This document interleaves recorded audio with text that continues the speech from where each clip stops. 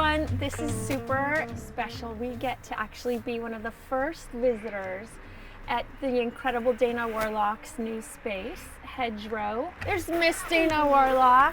Hi, how are you? Good, and I'm so excited to see your new space. Dana, you have quite the illustrious career, I would say. You used to be, you did the incredible florals for, what is it called? Blue Hill at Stone Barns. Blue Hill at Stone, that's a mouthful. It is, it really is. But I always remember being blown away by the florals. Every time going there, it's like, whoa. So I'm gonna learn today with the incredible Dana Worlock the basics on how to make a beautiful floral arrangement.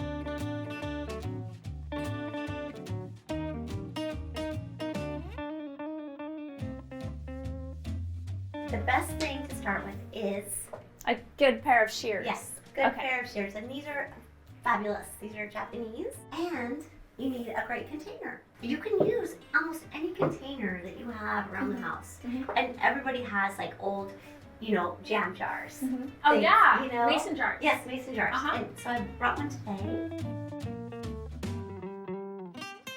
So what you're going to want to do is when you get your tulips home and they do this, well, you're going to take them out of the container. What you really need to do is to peel off all of the leaves.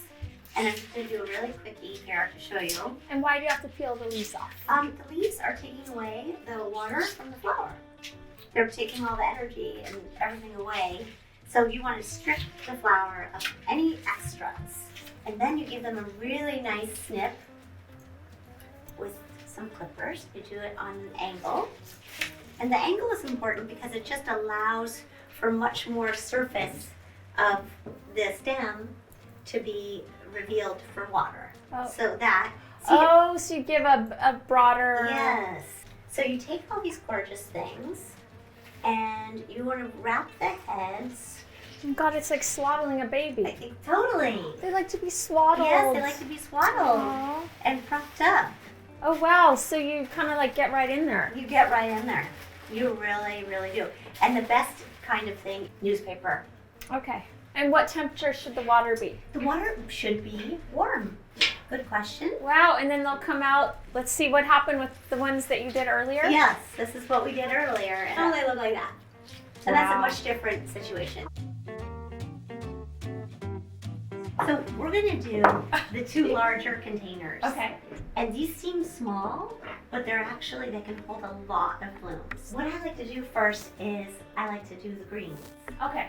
And the greens can be anything. tip. Yes. They could be these. Uh-huh. Here, let's just fire these up. They could be this. This is Caledonia. Yes. This is one of my favorites. Oh, beautiful. And then I like to couple it with, say, bay leaf or olive, which we have here. I'm going to take this guy. It has a lot of blooms on it. I'm going to go there. And, I never like to see the flowers or any stems in the water, like this business here. Oh, interesting. Because Okay. it muddles it up, and then it does something weird with the way the stem lays. Okay. Perfect. And I'm going to put that in there like that. How often do you have to change your water? Like a little arrangement like this, maybe every other day. Okay.